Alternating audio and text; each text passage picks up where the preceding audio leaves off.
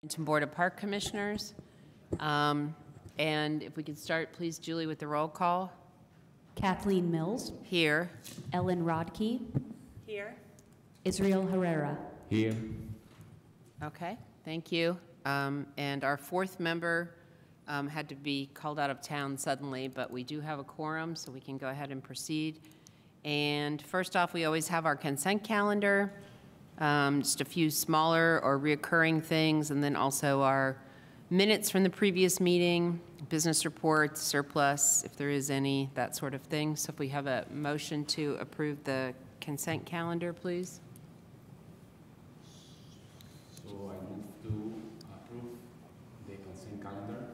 Okay, Second. all right. And a roll call vote of all those in favor? Ellen Rodkey. Aye. Kathleen Mills. Aye. Israel Herrera. Aye.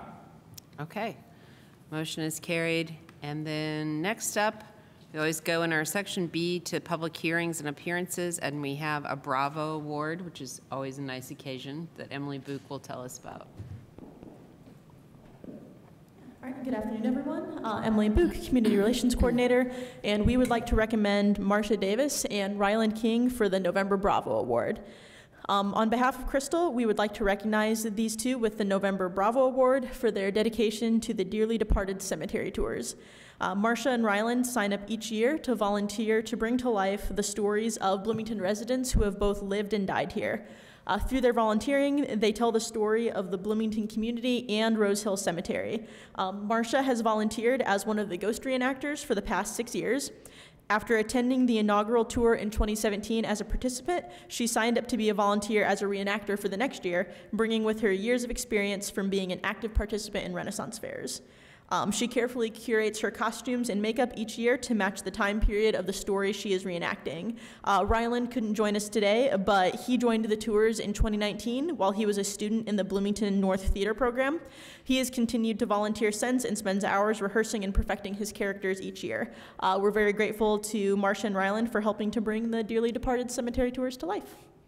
Crystal, would you like to comment? I think Crystal would like to say something as well. Okay. Yeah, hello, Crystal Ritter, Community Events Coordinator. I just want to say thank you to Marcia and Ryland both for their dedication to this event. We have, an assigned volunteer shift and commitment, and both of them every year go above and beyond, really getting into character. And we could not do this event every year without them, and it's become a very beloved event at Rose Hill Cemetery that happens every year. So thank you, Marcia. All right, yes, thanks to Marcia and Ryland. Bringing the dead to life year after year. It's great to receive award. I mean, you have so many great programs in Bloomington and events, and just to receive an award for having fun, I mean, it doesn't get better. So thank you.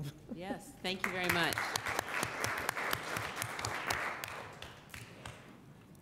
Okay.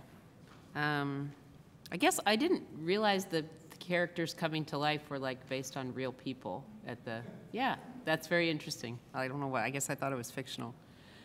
All right, and then in our section C, other business, first up we have the agreement with MSI for 2025 security services. Amy? You're not Amy. I'm not Amy, but Rebecca Swift, Operations and Development Division Director. I am here to present a service contract with MSI Security. Operations Division filed the request for proposal procurement process. We only received one proposal, and that was from Marshall Security. They're our current security vendor, and we are satisfied with their services. The really only change from the service agreement from past years is the cost of living was taken into account for 2025, and we did change their hours of operation just because we weren't really seeing reports come in, and that is changing it from 4 to 5 a.m. Time slot, and actually our park staff then show up to work too between 6 and 7 a.m. So no real major changes, but I'm happy to answer any questions that you might have. So it's, Rebecca, then, so the 4 to 5 shift is, they're not covering that now, is Correct. that? Okay, because there wasn't, yeah. Correct. And then are they moving that, are you moving them to a different hour or just deleting that one? Just deleting, just removing it. Okay, And I should also note that we are adding on Hopewell Commons to the rotation, okay, which will be coming online in 2025. okay, all right. Any other questions about security contract?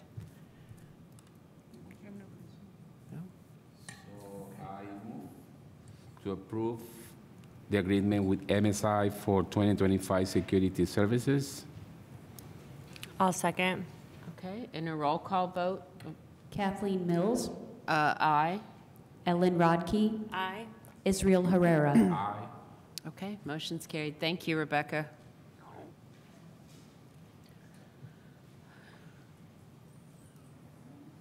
Okay, and then in C2, Sean will tell us about the agreement with Touch Graphics for the tactile map installation at Switchyard. And you have some show and tell, or that's for later? I do. I have some Okay. show and tell.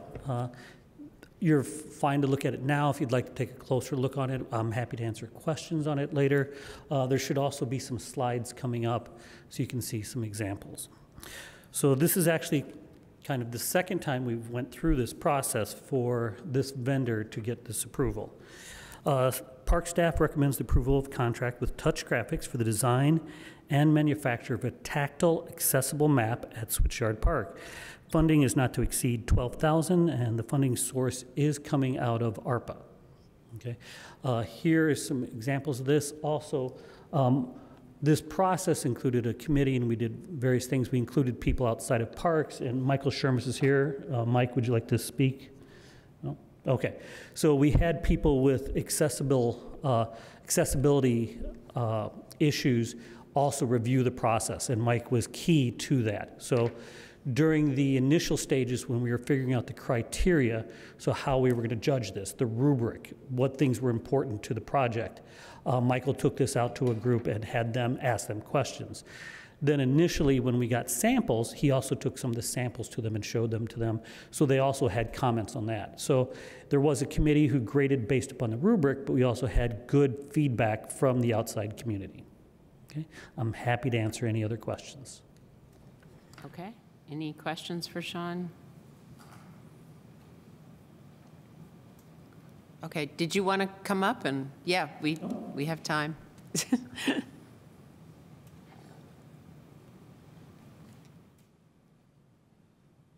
Hi, Michael Shermis. I'm the Human Rights Director, the ADA Coordinator for the city, and the Staff Liaison for the Council for Community Accessibility. We had a really good process, although extended because we did it twice. But early on, I made sure that we had people with disabilities provide input, and then took the samples that we got from the different vendors directly to somebody who is blind and a real good Braille reader, knows it really well, and immediately started pointing out things that even that I didn't even have any, like, oh, this is contracted Braille versus non-contracted. And it's like, what?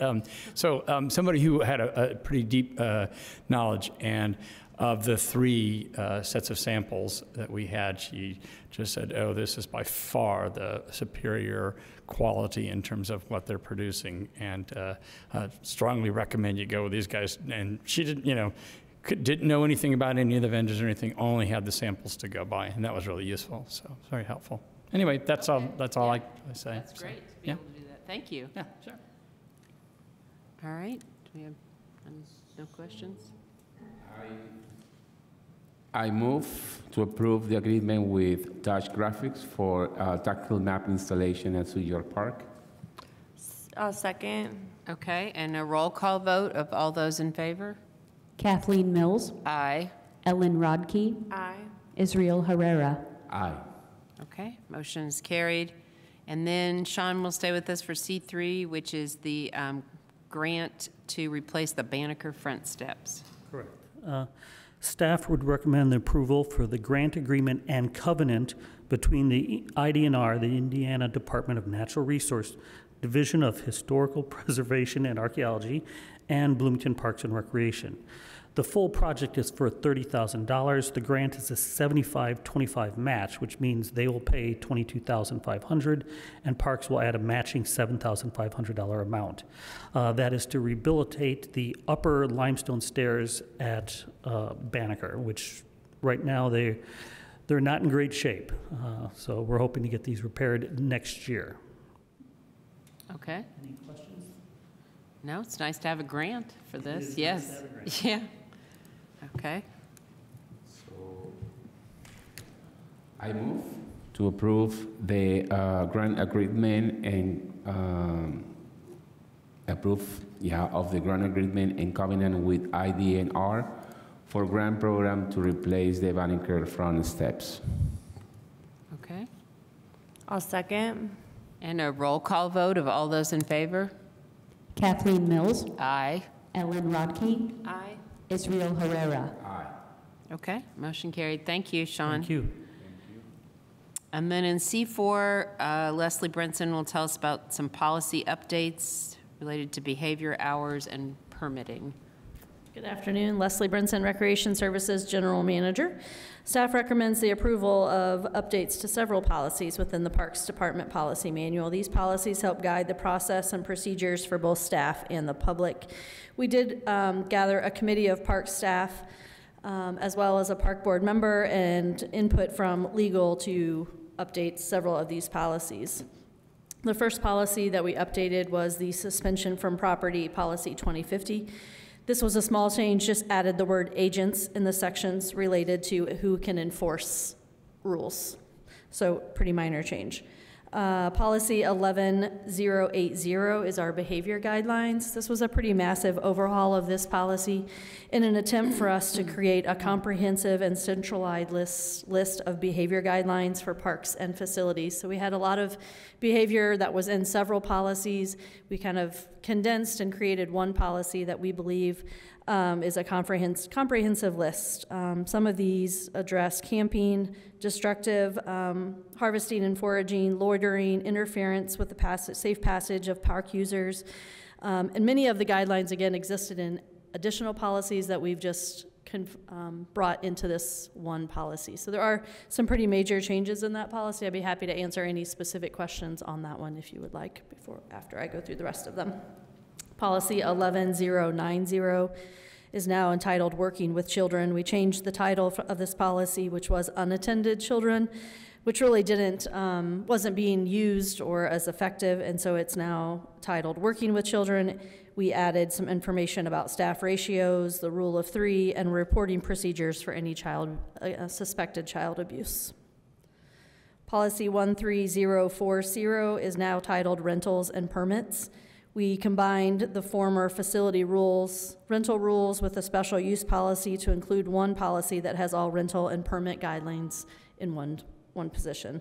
Therefore, we deleted policy 13070, facility rules, because we incorporated it into the special use policy.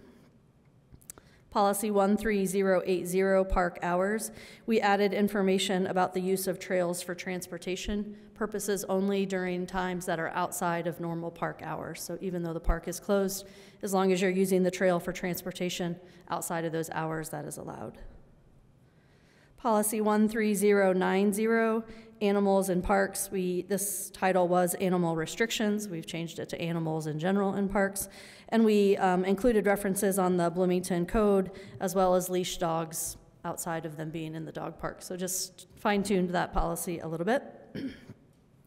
Policy 13230, abandoned possessions, is a new policy outlining the procedure for handling unattended items on park property. The policy outlines the efforts to collect items for either lost and found purposes versus those that will be discarded. After 30 days, any item stored will be disposed of or destroyed. This policy, I believe, is similar to a BPD policy that now we have in our policy manual.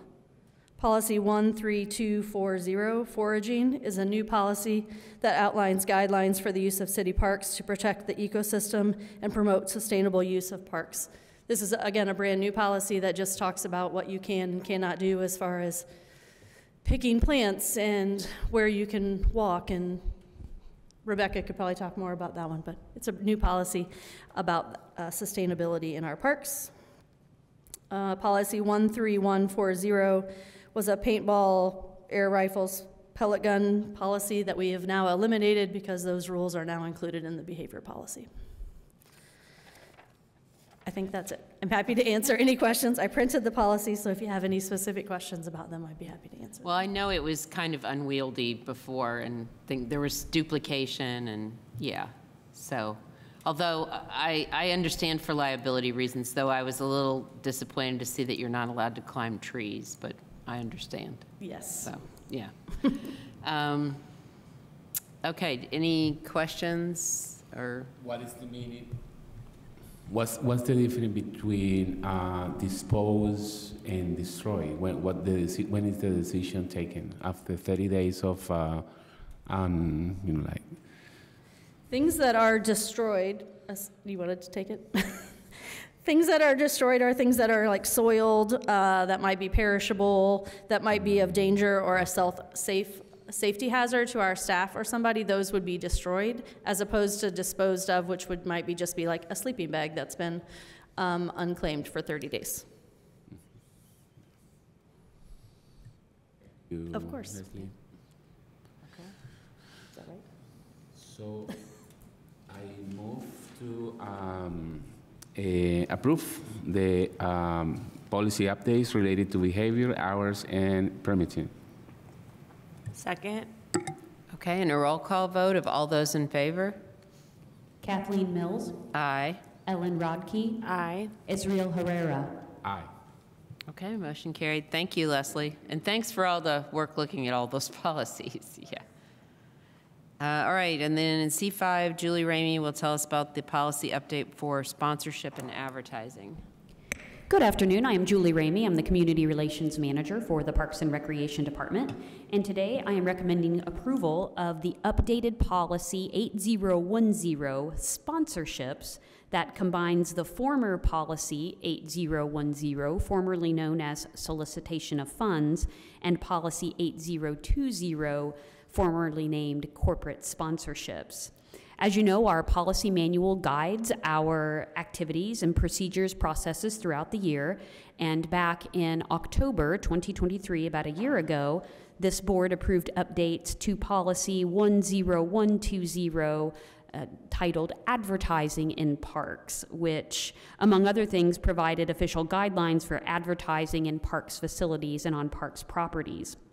Because program and event sponsorships are similar to advertising and often include on-site signage and recognition through parks marketing channels, updates have been made to the existing policy to address the processes for soliciting and managing sponsorships, first and foremost clarifying the types of businesses that, without a formal partnership agreement with parks, are not permitted to sponsor parks programs. So again, the updated policy 8010 combines two former policies and tries to provide some really comprehensive guidelines. At the recommendation of our legal department, we added specific language regarding quid pro quo, that a business that is trying to acquire a contract or in negotiations for a contract for the Parks and Recreation Department, or really for any city department, isn't expected to sponsor anything, nor does a sponsorship guarantee a contract for a business that wants to do business with the city. Okay. All right. Any questions for Julie about this?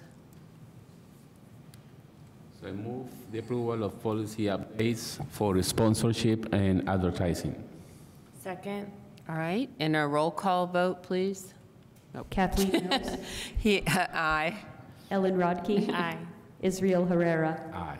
All right. Motion is carried. Thank you, Julie. It's like you changed your voice a little bit so you could be the roll call person.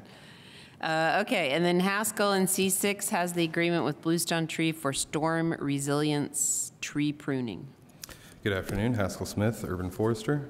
Recommend the approval of this contract with Bluestone Tree LLC for pruning various moderate to high-risk trees and tree limbs along our priority routes through Bloomington. Contracts not to exceed $25,000, and it is part of the federal IRA grant that was awarded in 2023. Okay. Any questions about this tree pruning for Haskell? So I move to approve the agreement with Bluestone 3 for storm resilience tree pruning. Second. Okay, and a roll call vote of all those in favor? Kathleen Mills, Aye. Ellen Rodkey, Aye. Israel Herrera. Aye. Okay. All right, motion carried. Thanks, Haskell. Thank you. Oh, yes. Yeah, we should. Yeah. Yeah. Okay, and then we do have report under the report section D1. Tim Street's going to tell us about the New Year strategic goals. Good afternoon, Park Commissioners. Tim Street, Parks and Recreation Director. I have two reports for you this evening that we're going to talk about, and you can tell we've been doing a lot of work on goal planning and policy and cleaning a lot of things up here at the end of the year. That's going to continue into the new year as well, thanks to all the staff who have contributed to these next two items. The first one is a report on Parks' strategic goals for 2025. Board members will recall back in April, we presented to you our 2024 strategic goals based on our 2020 to 2025 master plan. Obviously, we don't have our final end-of-year resolution on meeting those goals yet. We'll present that to the board in the new year for your review.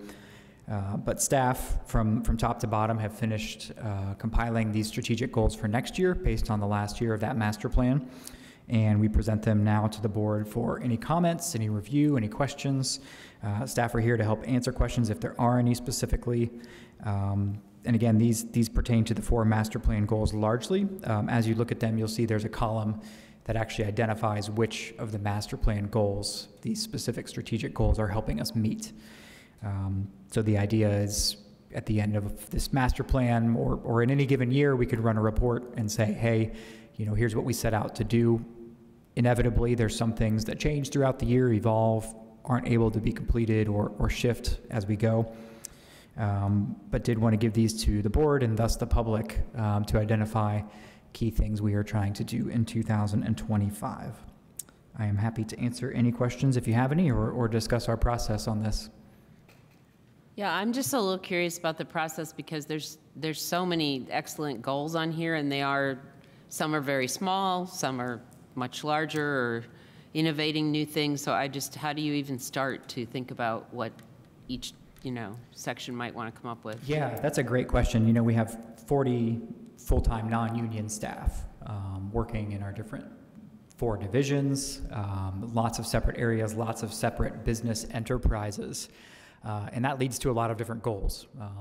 I think it's really great that each business enterprise area, for example, the golf course, the ice arena, community events, all of these different areas that we have, they obviously are going to have goals and thoughts on how to help their area better reach our master plan goals in a given year. So inevitably, that's how we end up with a lot of goals. I would say some of the bigger overarching goals that sort of meet the whole department end up in the admin section as broad goals, like complete our master plan. Obviously, that is a huge overriding goal that might be a little bit different from some of the specific ones that individual areas have, but I definitely encourage all areas to come up with, at least several relevant SMART goals for the year that we can track and use to sort of assess our performance and our work towards achieving our goals. Okay.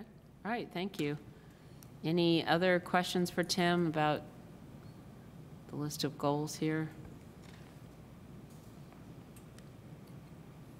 No? It looks ambitious and yes. Just really proud to have such an amazing department where folks are excited about the goals that you've set and finishing out that 21 to 25 plan. Yeah. And go It does look like a lot when it's all together. Yes. Yeah. All right. Okay, and then Tim will stay with us also to tell us about the price schedule updates in D2. Yes, I am still Tim Street, Director of Parks and Recreation. Price schedule updates. So just a reminder to the board, we always present this at 2 subsequent meetings. So the first meeting today, we present to you our price schedule for the next year for review. We're not asking for any approval tonight. This is a chance for questions. We have many of our managers and division heads here that can help answer questions or explain things if there are questions. Of course, that can continue beyond tonight on a one-on-one basis as well if there's things we need to better explain or clarify. I know I've mentioned as part of our master plan efforts early next year, we really want to look at financial sustainability and continue some of our work on some of our policies as it relates to pricing too, like our partnership policy. When do we have a partnership versus just a rental? Those are things we are still working on. We haven't gotten to the end line on a lot of those things yet.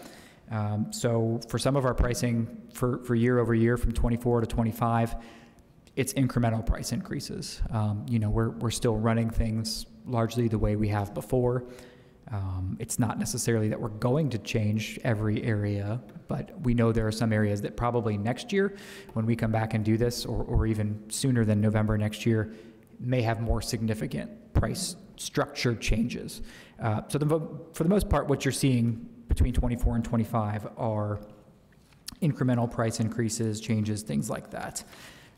So just to go over a little bit of background, we've got administrative services, adult sports, youth sports, field rentals, player fees, concessions. You'll see some incremental increases there. Some incremental increases to Bryan and Mills Pool, punch passes and admission. Not really any changes for special admission for the pools. Some changes at Banneker, some changes in the cemetery, especially related to the scatter garden, some farmers market changes, and Becky Higgins advised me she's got one correction. I'll have her come up and explain in just a section there already. Community events, gardens is in there. Mobile stage rental, Frank Southern Ice Arena, golf services, general increases, shelter rentals, Switchyard Park, Twin Lakes Rec Center, youth programs, and finally just some miscellaneous fees at the end. So I particularly want to thank all of our staff that have worked on this to get this ready today, especially Michelle in our front office and Kim for working to compile all of this. And I think what I'll do is I will have Becky come up to explain the one change that we know we have in here, and then we can have a discussion with myself or whomever is needed to help answer any questions about these fee changes.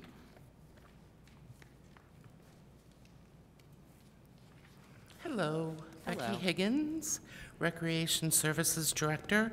Page 8, the only thing we did inadvertently was left out the April market in the changes, so the correction is just to make that match the rest of the season in regards to pricing. So it's been corrected on the iDrive, and Tim's got the correct numbers, but it just we didn't have a chance to get it to you. But it will be sent to you. It's really not that much different. Okay, all right. It's easy. And I just wanted to, I'm pretty sure this is the case, but like, for instance, when you raise the price of a bucket of range balls or a pool admission or something like that, and you generally kind of check with other communities to see where their pricing is following, or? Yeah, I could say, managers in individual areas, that is certainly on their radar is, for the golf course, for example, and I think Jason's here. Jason's here. I won't call you up unless you have something to add, but yeah, you want to? Okay. Put you on the spot. Sorry. That's all right.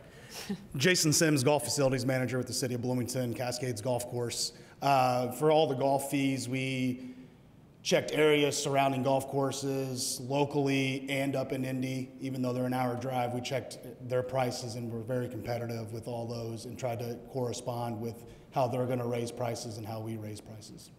Okay. So, yeah. All right. Okay, thank you. Yeah. And I think the same is broadly applicable to other areas as well. Yeah, okay. All right. Any questions? I guess just another question about the farmers market. I assume that the I was not at the last meeting when the evaluation, I think, was presented. Is that correct? And so I'm just, data from the market study informed any changes as well? Like, can you speak to that a little bit? Other than the pricing? Yeah. Yes, internally, we are now taking the information that we gathered from the advisory council and meeting actually this week to look at what changes we will implement for next year. But some of the really easy ones are changing the hours to end at 12:30 instead of 1.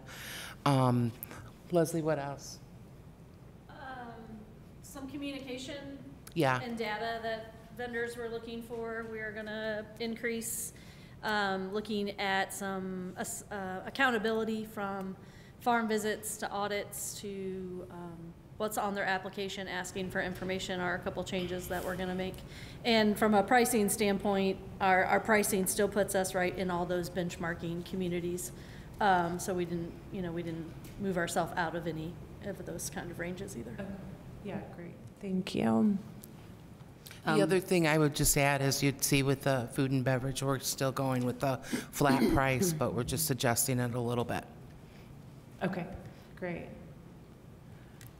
Yeah, and I just wondered about, like, in some of the pool fees, I mean, I always kind of pay attention to those, not only because I use the Bryan Park pool, but also just because I feel like it's some relatively cheap fun for kids in the summer. And I don't know, like the season pass has doubled in price, which seems like a lot.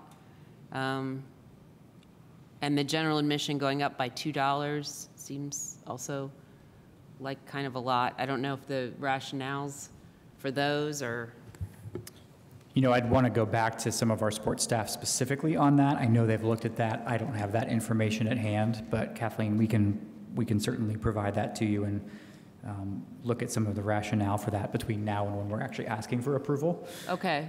So yeah. let me take that to them and get back with you. Okay. Yeah. And I know we'd also talked a little bit about, like, if there's that program, I can't remember what it's called, but Stay Cool. the Stay Cool Yeah. is, I understand, if people have paid $140 for a season pass or something, and then it turns out 12 of the days is just free. Sure. I mean, yeah, and you can't predict, but yeah. That's an interesting thing we're talking about and working on. The Stay Cool program kind of came out of left field for us, and it was a great thing for the community. We want to make sure that's congruent with our overall pool pricing and what we're doing with the pool fee waiver program as well. So as it worked out, there were kind of two different ways that you might get reduced admission. Certainly a scholarship type program, like a pool fee waiver program, helps us target subsidy dollars better where they're needed versus just a general, the pool is open and free to everybody. But there are some real merits to that as well, and just having a free open community day. And at the end of the day, I think the pool season is 80-something days, and 12 of those did end up being free this last year. We are trying to look at that this winter to get a more comprehensive grip on how those work together. Right. Yeah. Okay. But we can certainly, I'll have Keto and Chris work to provide some more information, and we can get that to you about that. Okay, yeah, that would be great. Yeah, I think there's a little, maybe not quite as big a jump in the ice arena as well, but just kind of noting that in that same vein. Well, the day pass, I think 6 to 10 is a $4 increase, and then there's about a $30 increase in the economy pass. So just something to think about. With the community gardens, it looks like we're going to one fee. We had one for an in-city fee and then out-of-city fee, and now we'll just have one fee. What was the prior, I guess it doesn't list, though, what the fees were prior. We got rid of the out-of-city fees because they weren't being utilized. We weren't getting the people, so we just cut that out. So your question was? Sure. That makes sense. I just, but is the in-city fee now the one fee, or yes. what was, okay, and it's a little, it's increased a little. Okay, so it did increase Yes. a little bit. It might just be helpful the next time we see this to just show. I thought it maybe did, but what if it didn't, I can certainly get you that information. Yeah. The out of city was 96, and so we tried to find a middle ground between the past in city and the past out of city, and find a middle number that didn't raise one too much, but didn't lose us too much money on the out of city. Got it. So that's interesting, because I remember the out-of-city price being on things forever, but I guess people didn't say, hey, I live in Bedford, but I'd like a garden plot. Well, or- and slowly it just started to decline. We weren't getting them. Yeah. There are more opportunities for community gardens that are outside of city limits now. So we just Yeah. don't have that That makes influx sense. of people. Yeah. Yeah, okay. All right, don't go away, Becky. Because Becky, Recreation Services Director, received the Distinguished Life Award of Excellence at the French Lick Conference recently, right? I Yes. did. Yes, congratulations. Thank you. Very honored. And the whole department was honored with Outstanding Agency Award of Excellence, so, yeah. That is right. Yeah, it was really a tremendous honor and a credit to all of our staff, all 60 full-time and 300 and whatever, temporary staff that work for us in the course of a year. Our department really does a lot for the community, and I think that comes across when you look at the strategic goals list and how we're trying to address climate and invasive species and keeping things clean and safe and approving security contracts. I think we play a really critical role, and every person has a part of that for sure. So, including you all. So thank you for the work you do to support us, and thank you to each and every one of our staff and volunteers that play a part in that as well. Yeah. Did you know that you were going to win in advance, or was it like an Academy Awards reveal? No, they didn't play us off with music or anything like that. Okay. No, we did know. They let us know we okay. were going to win, and so we were able to be there and have a lot of staff there to share in the recognition, which was really nice. And I think it's cool that I understand it's judged by actually out of state. So IPRA has an agreement with another state that they sort of swap awards judging. So knowing that we were looked at by people from out of state who don't necessarily know us specifically, and the body of work was judged, and we were awarded. So that was really, That's excellent. really lovely. Yeah, congratulations. So it goes into the public record that we're the best Parks and Yes, Recreation yes. agency in the state of Indiana. This year. We'll take it. And you make our jobs very easy. That's Y'all are the true. ones doing the hard work, so thank you. All right, so that is our section D, and then in E, we go to public comment. If we have anyone here in person who would like to comment, or anyone online. Online, I suppose you can raise your hand, and Julie If can you are on the Zoom call on meeting you. and would like to make a public comment, please use the raise your hand feature and I will unmute you.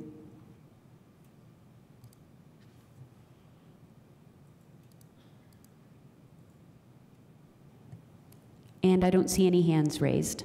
Okay, all right, thank you. Chat comment. Julie? It was just logistical. Oh, okay. I think it's been up there for a while. Yeah, okay. All right, then we will go back over to Tim for any final announcements.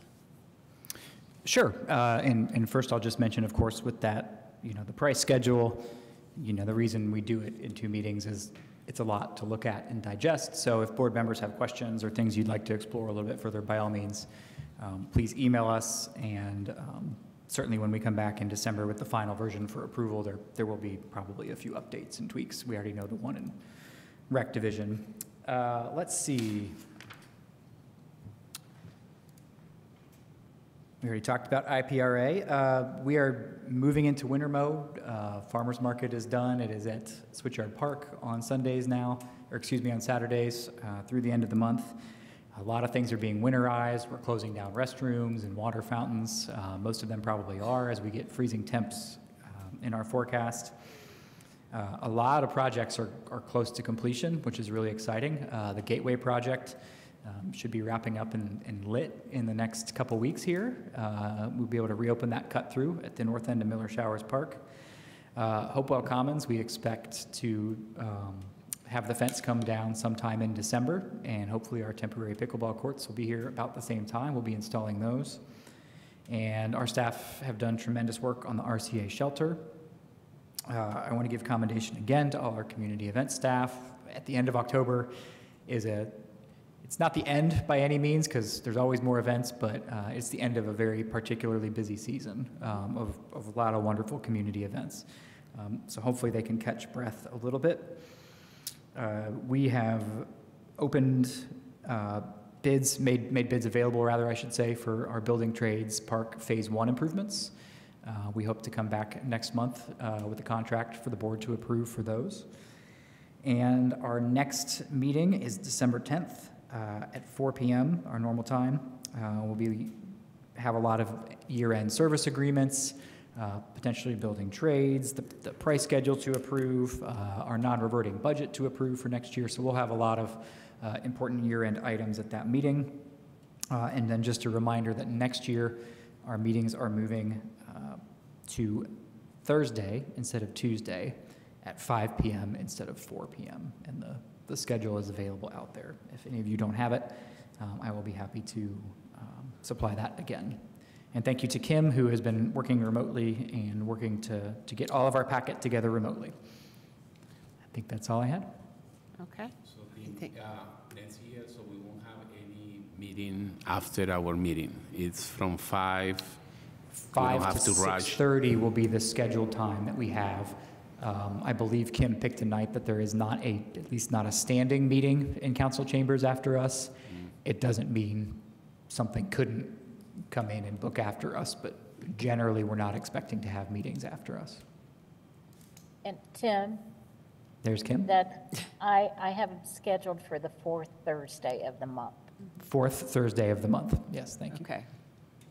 Yes, to hopefully maybe make things a little more accessible to people too, that it's not in the middle of the afternoon. Right. Yeah. That was part of the reasoning behind moving to 5 p.m. instead of 4 p.m.